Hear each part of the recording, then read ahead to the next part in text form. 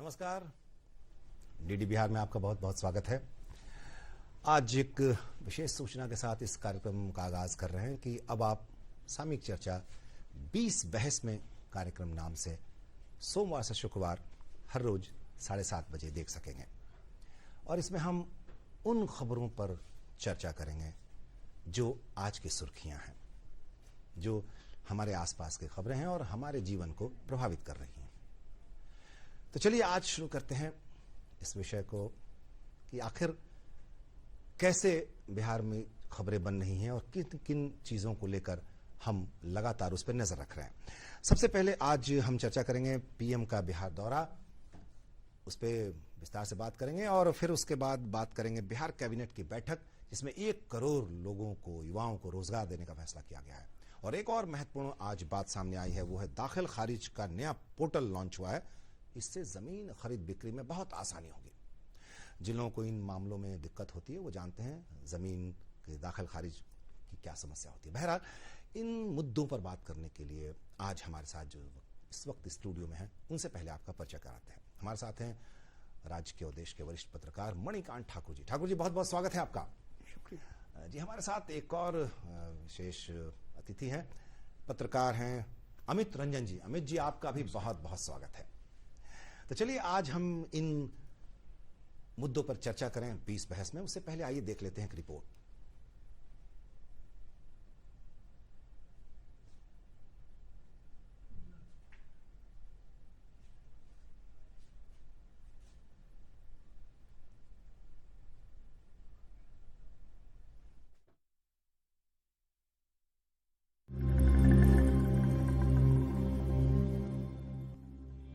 प्रधानमंत्री नरेंद्र मोदी 18 जुलाई को मोतिहारी आ रहे हैं। इस दौरान वो गांधी मैदान में एक जनसभा को संबोधित करेंगे। इसके साथ ही बिहार को कई बड़ी सौगातें भी देंगे। इसे लेकर एनडीए नेताओं के बैठकों का दौर लगातार जारी है। 28 दिनों में ये प्रधानमंत्री नरेंद्र मोदी का दूसरा बिहार दौरा होगा। बताया जा रहा है कि मोतिहारी में आयोजित कार्यक्रम में सीएम नीतीश कुमार भी शामिल होंगे।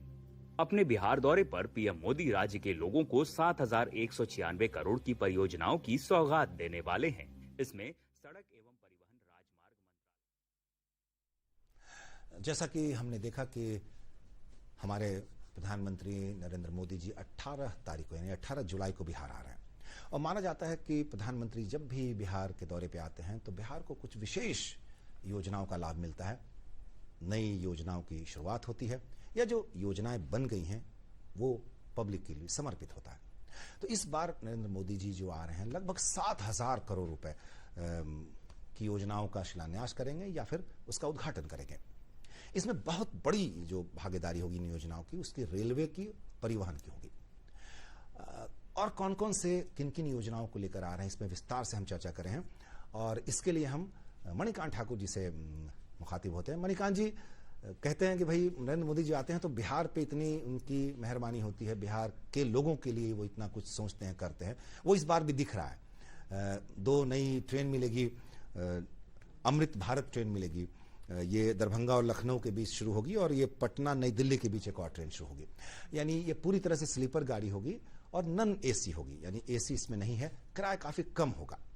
तो इस तरह की नई सुविधा मिल रही है। एक और वंदे भारत ट्रेन के मेंटेनेंस के लिए पाटलिपुत्र मेंटेनेंस केंद्र बनाया जा रहा है। वो लगभग 800 करोड़ की वो योजना है। इस तरह की बहुत सारी योजनाओं की, सड़कों का और भी कई कार्यक्रमों को लेकर नरेंद्र मोदी जी आ रहे हैं।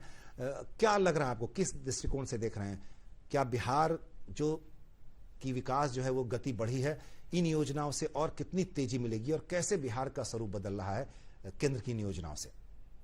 जाहिर है कि बिहार का सौभाग्य है और सौभाग्य इसलिए है कि बिहार में चुनाव है और चुनाव जब आए तो उस समय में आम लोगों के लिए, वहाँ की किसी राज्य की जनता के लिए अगर विधानसभा का चुनाव है तो उसमें वहाँ की जनता के लिए केंद्रीय योजनाओं की भी इस तरह से घोषणाएं होती हैं जिसमें लगता है कि बहुत अरसे से, बहुत लंबे समय से इसकी मांग हो रही थी, इसकी जरूरत भी थी।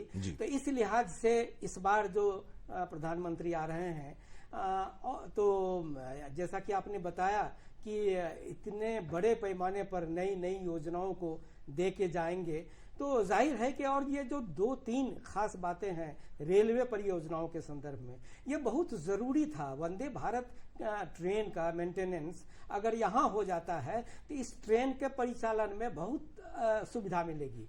ये अगर कहीं अन्यत्र हो तो जाहिर है कि उससे दिक्कतें पैदा होती हैं या और ट्रेन नहीं बढ़ सकती है।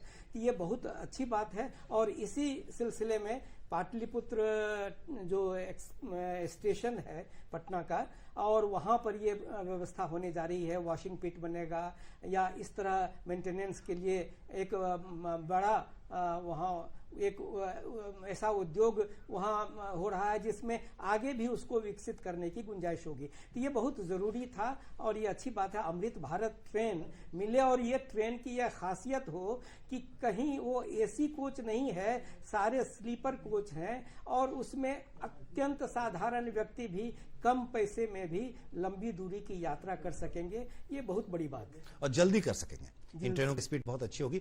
तो एक जो महत्वपूर्ण बात मुझे लगती है मणिकांत जी, वो है कि केंद्र सरकार की, विशेषकर प्रधानमंत्री नरेंद्र मोदी जी की पूरी कोशिश रहती है कि यातायात सुविधा, परिवहन की सुविधा अच्छी हो, ट्रेन की सुविधा अच्छी हो, सड़कों की सुविधा अच्छी हो।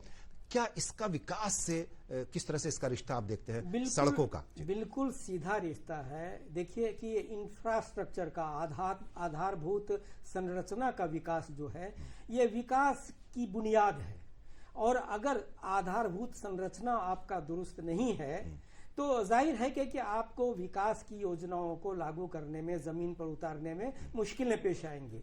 तो ये निश्चित रूप से अगर ये सड़कों का भी विस्तार हो रहा है, सड़क परिवहन में अगर सुधार हो जाए, सड़कें अगर इस तरह से बन जाए कि रेल पर भी भार कम हो जाए, दोनों तरफ जैसे माल वाहक जो ट्रकों का जो प्रेशर रहता है वो रेल सेवा के विस्तार में वो प्रेशर घटता है। और अगर ये सड़कों का परिवहन व्यवस्था वो अगर दुरुस्त हो तो उससे जाहिर तौर पर ये दूर दूर तक सुदूर इलाके में, राज्य के सुदूर इलाके में आप तमाम ज़रूरी चीज़ें पहुंचा सकते हैं और इसका निश्चित रूप से लाभ होता है। तो आपने जैसा कहा कि ये निश्चित रूप से यह आधारभूत संरचना में विकास के सिलसिले में भी इनका प्रधानमंत्री का ये दौरा जो है इसमें इतनी सारी योजनाओं की वो घोषणा करने जा रहे हैं, बल्कि उसमें कुछ शिलान्यास तो कम है, किसी का उद्घाटन भी करने जा रहे हैं। तो जाहिर है कि इससे बिहार का बहुत ही भला होगा और उसमें विकास में एक गति आएगी। जी, जब प्रधानमंत्री नरेंद्र मोदी जी का बिहार दौरा होता है लोगों की उम्मीदें बढ़ जाती है। तो चलिए बीच बहस में हमारी बातचीत जारी रहेगी और हम फिर तुरंत लौटते हैं अल्प विराम के बाद 2 नए मुद्दों के साथ। देखते रहिए DD Bihar. Delivery boy has picked your order. अरे भाई पता है भूख लगी है। 30 मिनट का मैसेज नोटिफिकेशन आया था ना। मैसेज के सारे थोड़ी बैठ सकते हैं। कल आपने कुछ शेयर्स बेचे थे ना? हाँ, तो चेक किया? मैसेज आया तो था। सिर्फ मैसेज काफी नहीं है। आप शेयर मार्केट में कोई भी ट्रांजैक्शन करते हैं ना तो स्टॉक एक्सचेंज से आए SMS या ईमेल को अपने डीमैट अकाउंट और बैंक स्टेटमेंट के साथ भी टैली कीजिए। बेटा भूख में ना दिमाग बंद हो जाता है। समझकर इन्वेस्ट कर। आज बिहार सरकार की कैबिनेट की बैठक संपन्न हुई। मंगलवार है, साप्ताहिक बैठक होती है। आज बैठक हुई है। देखते हैं इस रिपोर्ट में कि आखिर इस बैठक में क्या क्या महत्वपूर्ण बातें बिहार के लोगों के लिए है।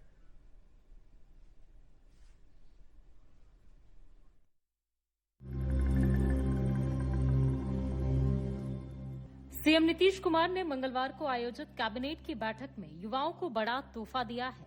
सीएम ने अगले 5 सालों में 1 करोड़ युवाओं को रोजगार और नौकरी देने के फैसले पर मुहर लगा दी है। इसके लिए एक उच्च स्तरीय समिति बनाई जाएगी जिसकी अध्यक्षता विकास आयुक्त करेंगे। यह समिति देखेगी कि रोजगार बढ़ाने के लिए और क्या क्या किया जा सकता है और सरकार को सलाह भी देगी। 5 वर्ष 2025 से 30 तक राज्य सरकार बिहार राज्य में 1 करोड़ नौकरी एवं रोजगार सृजन करने का लक्ष्य निर्धारित किया गया। राज्य सरकार ने पटना मेट्रो रेल परियोजना अंतर्गत प्रायोरिटी कॉरिडोर के 2 वर्ष 8 महीने की अवधि के रखरखाव कार्य के लिए 189.37 करोड़ रुपए Delhi metro rail corporation limited को देने की भी स्वीकृति दी है। साथ ही बिहार वोटर लिस्ट वेरिफिकेशन में लगे BLO सुपरवाइजर को सालाना मिलने वाले मानदेय के अलावा 6,000 रुपए देने के फैसले को भी मंजूरी मिली है।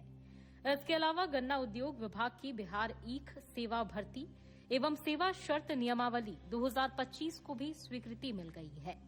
राज्य सरकार ने कैबिनेट की बैठक में 30 एजेंडों पर मुहर लगाई है। पटना रेल परियोजना को तुरंत चालू करने के लिए प्रायोरिटी कॉरिडोर 2 वर्ष 8 महीने अर्थात अगस्त 2025 से मार्च 2028 तक की अवधि के लिए रख रखाव की सेवा 179 करोड़ 37 लाख रुपए नामांकन के आधार पर दिल्ली मेट्रो कॉर्पोरेशन को दिया गया है। राज्य सरकार के 1 करोड़ रोजगार देने के फैसले पर तेजस्वी यादव ने फिर से तीखी प्रतिक्रिया दी है। उन्होंने कहा कि सीएम को सामने आकर ये बात अपने मुंह से कहनी चाहिए कि वे 1 करोड़ रोजगार देने वाले हैं। मुख्यमंत्री बताएं कि 1 करोड़ नौकरियों के लिए पैसा कहां से आएगा। नीतीश कुमार जी के मुंह से आप सुने हैं ये बात, आकर के थोड़ा पब्लिक को भी तो मुंह से जाकर आकर के बताना ना चाहिए उनको। दूसरी तरफ एनडीए ने तेजस्वी यादव के बयान को चुनाव से पहले हार की आशंका से होने वाली हताशा करार दिया है। माननीय मुख्यमंत्री जी के कैबिनेट से 2025 से 30 के बीच में 1 करोड़ युवाओं को नौकरी और रोजगार का वादा किया गया और इसे कैबिनेट की मंजूरी भी मिल गई।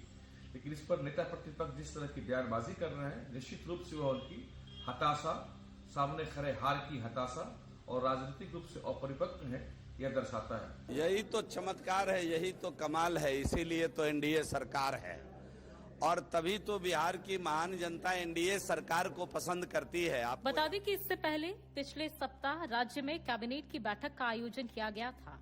इस बैठक में बिहार में युवा आयोग बनाने और सरकारी नौकरी में केवल राज्य की महिलाओं को 35% आरक्षण देने जैसे 43 बड़े फैसले नीतीश कुमार ने किए थे। समझा जा रहा है कि सीएम के इन फैसलों का दूरगामी परिणाम दिखेगा। अरविंद कुमार वर्मा के साथ ब्यूरो रिपोर्ट, दूरदर्शन समाचार, पटना। बिहार कैबिनेट की बैठक में आज वैसे तो 43 एजेंडों पर मुहर लगी, जिनमें एक जो सबसे महत्वपूर्ण मुद्दा है वो है 5 सालों में यानी 2025 से 30 तक 1 करोड़ युवाओं को रोजगार देने की बात हो रही है। उसकी सहमति बनी है। तो इससे कहीं आप इसे असहमत नहीं हो सकते कि इससे बहुत लोगों को लाभ मिलेगा, खासकर युवाओं के लिए जो अच्छे रोजगार की, अच्छे नौकरी की तलाश में है, उनको अवसर मिलेगा। अमित जी, आपके पास सीधे आना चाहते हैं।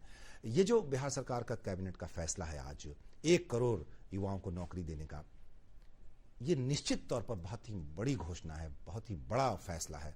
किस नजरिए से देख रहे हैं आप इसको?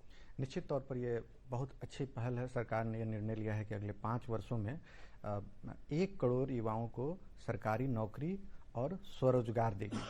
इससे बिहार के युवाओं को बहुत लाभ होगा और नौकरी के लिए उनको दूसरे प्रदेशों में जाने की ज़रूरत बहुत कम रह जाएगी। 1 करोड़ बड़ी संख्या होती है और जैसा कि आपने बताया कि इसका बहुत सकारात्मक असर होगा बिहार के युवाओं पर और सरकार इसके लिए गंभीर भी नजर आ रही है।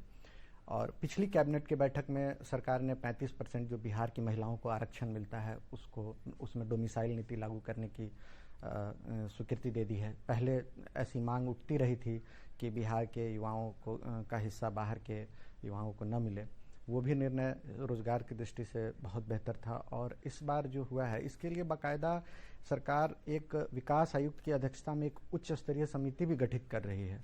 लगभग 10 सदस्यीय समिति होगी जो सरकार को परामर्श देगी कि किन क्षेत्रों में रोजगार का सृजन किया जा सकता है, किन क्षेत्रों को आगे बढ़ाया जा सकता है, सरकार कहाँ मदद कर सकती है।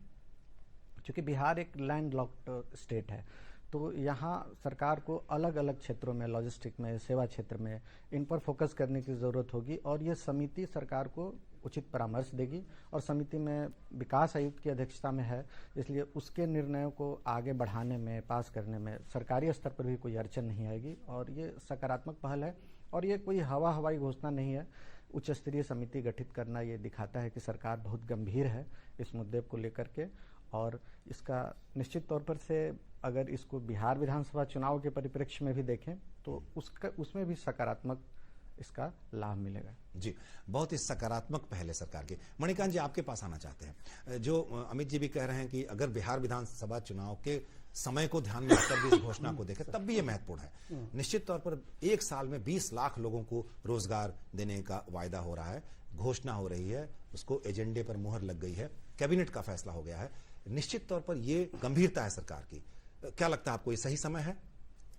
बिल्कुल सही समय है। और सबसे बड़ी बात है ध्रुव जी कि होता क्या था, इससे पहले क्या होता रहा था कि विभिन्न विभागों में जो रिक्तियां होती थी, वैकेंसीज, वो पड़ी रहती थी सालों साल, उसकी खोज खबर भी नहीं ली जाती थी। लेकिन अब सरकार ने, बल्कि अभी से नहीं, पिछले कुछ समय से ये दिखाया है कि उन रिक्तियों को निकाल के उनके बारे में पूरे तौर पर तहकीकात करके किस तरह से रोजगार उपलब्ध कराया जाए, इस सिलसिले में जो गंभीरता दिखी है, इससे लोगों में भी भरोसा जगा है। इसीलिए कि आपको याद होगा कि इतनी बड़ी तादाद में जो शिक्षकों की नियुक्ति हुई और वो नियुक्ति हो गई, ये संभव हुआ, जबकि पहले ऐसा माहौल लग रहा था कि ये नियुक्ति की बात तो होती है लेकिन वो जमीन पर वो उतरता नहीं है कि वो, तो इसीलिए मुझे लगता है कि ये इस पर भरोसा भी लोगों का जम रहा है। और निश्चित रूप से भले ही चुनाव हो नहीं हो उसके लिए नहीं सोचिए, बल्कि ये देखिए कि ये जो सिलसिला है बिहार में रोजगार का, इसका जिक्र या इसके उल्लेखनीय होने की बात राष्ट्रीय स्तर पर हुई है। और ये कहा गया है कि बिहार ने बड़ी तादाद में नियुक्तियां की हैं और इसका श्रेय भी बिहार को मिल रहा है। जी, बड़ी तादाद में नियुक्तियां हुई हैं, इसका असर दिखता है। आप रोजमर्रा की जिंदगी में बस स्टैंड पे जा सकते हैं, रेलवे स्टेशन पे जा सकते हैं, वहां भी देखते हैं महिलाएं ज्यादा ट्रेवल कर रही हैं, वो रोज नौकरी के लिए जा रही हैं, रोज सर्विस के लिए जा रही हैं, डे टू डे जा रही हैं। तो यानी बिहार के इस सरकार के ऐसे फैसलों से परिदृश्य बदलता है, वातावरण बदलता है। चलिए हम एक और मुद्दे पे चर्चा करेंगे, कहीं लौट के मत जाइए, तुरंत हम आते हैं इस अल्प विराम के बाद। हमारे साथ बने रहिए बीच बहस में।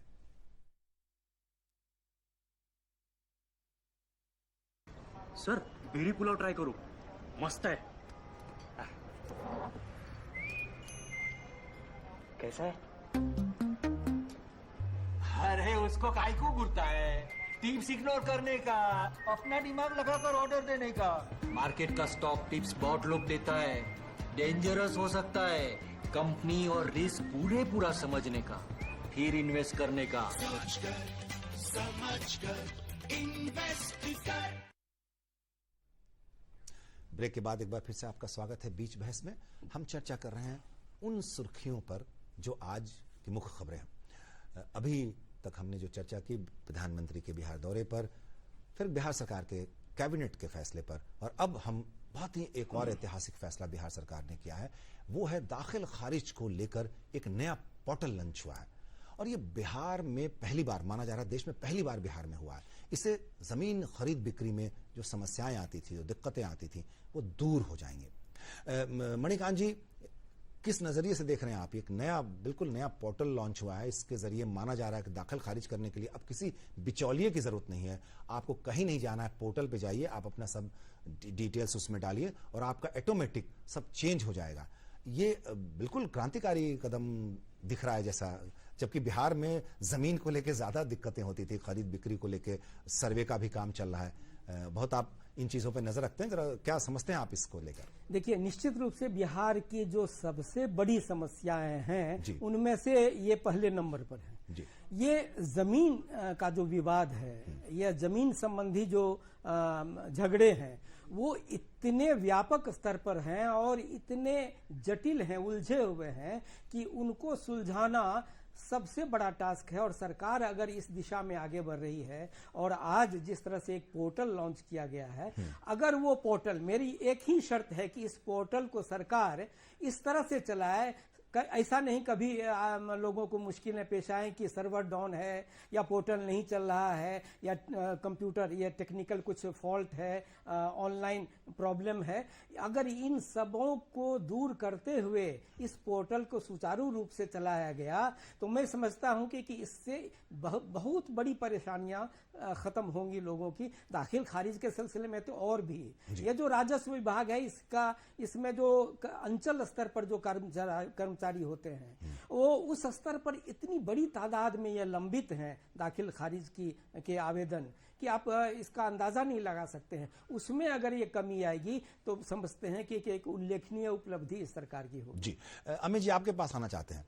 अमित रंजन जी, माना जा रहा है कि ये जो पोर्टल है वो अभी पूरे राज्य में लागू नहीं होगा, 3 जिलों में इस पे ज्यादा काम होगा और फिर धीरे धीरे पूरे राज्य में लागू। क्या फायदे होंगे इस पोर्टल से, किस तरह से ये काम करेगा और कितनी राहत होगी इससे आम लोगों को, विस्तार से बताएं। लेकिन उससे पहले आइए, मुझे लगता है कि रिपोर्ट, चलिए अमित जी आप बताएं। देखिए, इससे निसंदेह बहुत लाभ होगा बिहार में। जैसा सर ने बताया कि अधिकतर मामले, देखिए अगर आप मुकदमों की संख्या भी देखें तो जमीनी विवाद के मामले बहुत अधिक हैं। उनका कारण कई बार वो खतियान में और उनके कागजात में विवाद, किसी ने किसी का हिस्सा बेच दिया, किसी ने किसी का हिस्सा बेच दिया। सरकार की ये पहल बहुत बड़ी पहल है। इसका इम्पैक्ट इतना बड़ा होगा कि वो आने वाले वर्षों में जब ये पूरे तरीके से पूरे बिहार में लागू हो जाएगा तो नजर आएगा। एक बिचौलियों की बहुत बड़ी जमात इससे अलग हो जाएगी। उसके अलावा अभी तक क्या होता है कि अगर आप जमीन का दाखिल खारिज कराते हैं या आपने जमीन किसी से बेच दिया, एक बड़ा प्लॉट है, तो उसका जो जमाबंदी का जो नक्शा है वो पंजी में ही सिर्फ बदलाव होता है, नक्शा में भी बदलाव नहीं होता है, वो वैसे ही यथावत रहता है। लेकिन इस पोर्टल के माध्यम से सरकार जो तकनीक का इस्तेमाल कर रही है उसमें तमाम झगड़े वैसे ही खत्म हो जाएंगे। पोर्टल पे अपडेट हो जाएगा, अगर एक संयुक्त जमीन का बड़ा टुकड़ा है, एक उसके हिस्सेदार ने उसका एक हिस्सा बेच दिया, तो वो जितना बेचा वो उस पोर्टल पे उसका सीमांकन होकर नक्शा अलग हो जाएगा, ताकि अब दूसरा कोई उसको खरीद नहीं सकता है। अच्छा, इसका एक दूसरा पहलू भी है। दूसरा पहलू यह है कि अभी सरकारी जमीन का हम लोग आए दिन मामला ये देखते रहते हैं कि सरकारी जमीन की बिक्री कर दी जाती है, उसको बेच दिया जाता है गैर कानूनी तरीके से। जी। इस पोर्टल के लागू होने के बाद जितनी भी खतियानी जमीन है या सरकार की जमीन है, सब एकदम स्पष्ट हो जाएगा। आप बेच ही नहीं सकते हैं, सरकार की जमीन को किसी तरीके से बिक्री की ही नहीं जा सकती है। सब कुछ अपडेट हो जाएगा। अभी तो 3 जिलों के 80 गांवों में जहां अंतिम रूप से अभिलेख प्रकाशित हो चुके हैं विशेष सर्वेक्षण के बाद, वहां इसको लागू किया जा रहा है। लेकिन निस्संदेह बहुत बड़ी पहल है और तकनीक के द्वारा ये एक क्रांतिकारी कदम है जो आने वाले वर्षों में जब बिहार की जनता को इसका बड़ा व्यापक लाभ मिलने वाला है। इस पोर्टल में और भी बहुत सारी चीज़ें धीरे धीरे ऐड ऑन होंगी। दाखिल खारिज करने के लिए अभी जो जैसा सर ने बताया कि बहुत सारे आवेदन लंबित हैं, वो सारी चीज़ें धीरे धीरे खत्म हो जाएंगी। जमीन के निबंधन कराने में एक बिचौलियों का एक बड़ा वर्ग सक्रिय रहता है, वो सारे खत्म हो जाएंगे, क्योंकि पारदर्शिता आ जाएगी। और ये बिहार के लिए हर कानून व्यवस्था के रूप में, या अगर कोई फैक्ट्री कंपनी लगाना चाहता है उसके लिए सरकार की ज़मीनें भी बचेंगी। सब दृष्टि से बहुत लाभप्रद है और ये सरकार की बहुत अच्छी पहल है। जी, अमित जी आप कहना चाह रहे हैं कि इससे जितनी दिक्कतें हो रही थी जमीन खरीद बिक्री को लेके, या फिर ट्रांसफर को लेके, या फिर जमीन आपने खरीद ली, बेचने वाले ने बेच दी, लेकिन वो रिकॉर्ड में नहीं आया, तो वो इस पोर्टल के जरिए सब ऑटोमेटिक हो जाएगा और बहुत सारी लड़ाई झगड़े जो हैं वो खत्म हो जाएंगे। वो जो समस्याएं आती थी दूसरे की जमीन बेच देने की, वो जो सरकारी जमीन को बेच देने की, यानी कि वो जो एक अराजकता थी वो खत्म हो जाएगी धीरे धीरे। अगर ये इतना बढ़िया है कि आप कह सकते हैं ऐतिहासिक क्रांतिकारी कदम है। मणिकांत जी आपके पास आना चाहेंगे। जमीन सर्वे को लेकर देखिए शुरू से अपने राज्य में ये दिक्कतें आती रही हैं कि आखिर ये इसको शॉर्ट आउट किए बिना आप प्रगति की राह पर तेजी से नहीं बढ़ सकते, क्योंकि ज्यादातर लड़ाई झगड़े या आपसी जो मुकदमे हैं वो जमीन को लेकर है।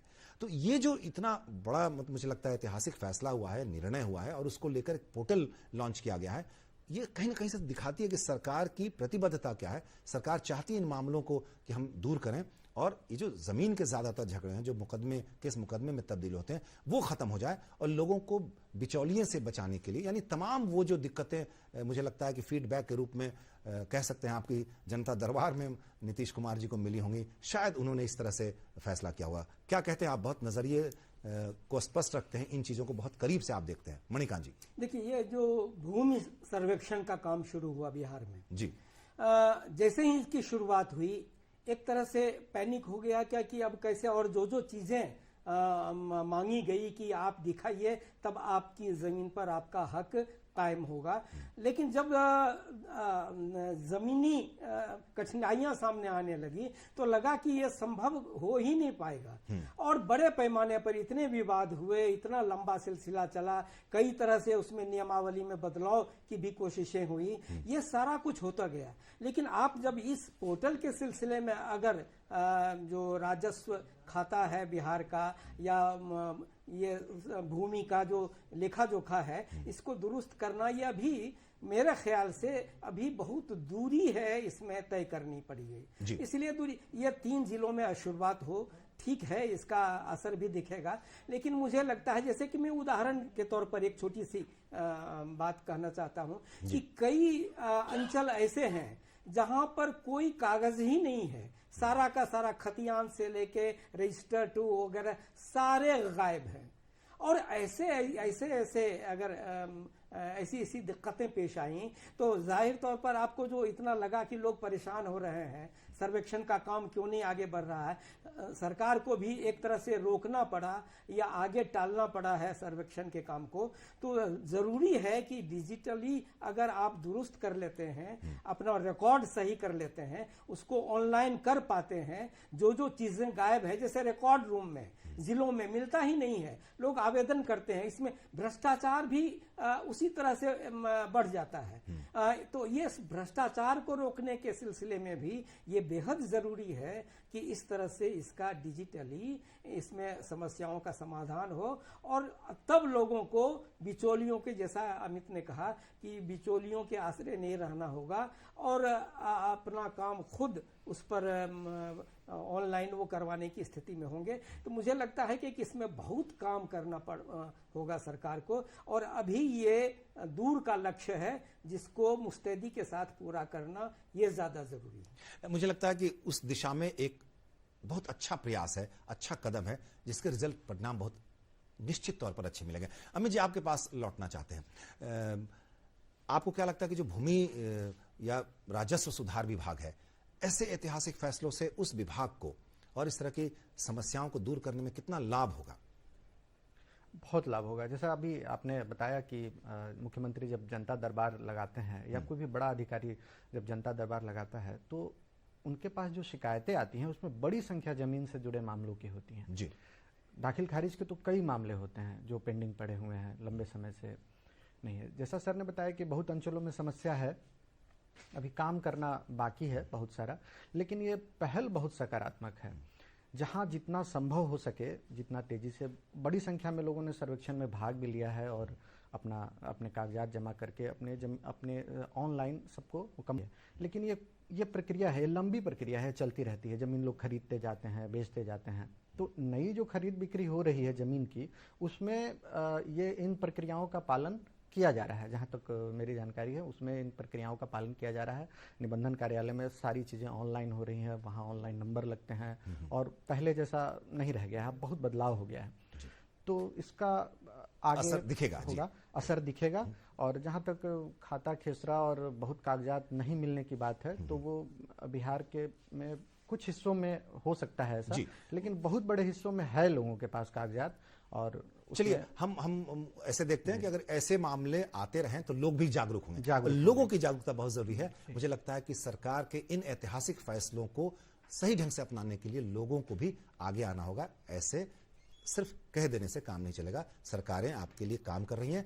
आज जिन 3 मुद्दों पर हमने चर्चा की, जैसा कि देखा कि प्रधानमंत्री जी बिहार दौरे पर आ रहे हैं 18 तारीख को, और किन किन योजनाओं को लेकर, किस तरह से हमारे जीवन में सुधार के लिए, हमारे जीवन यापन को सही करने के लिए जिन योजनाओं को लेकर आ रहे हैं वो दिख रहा है।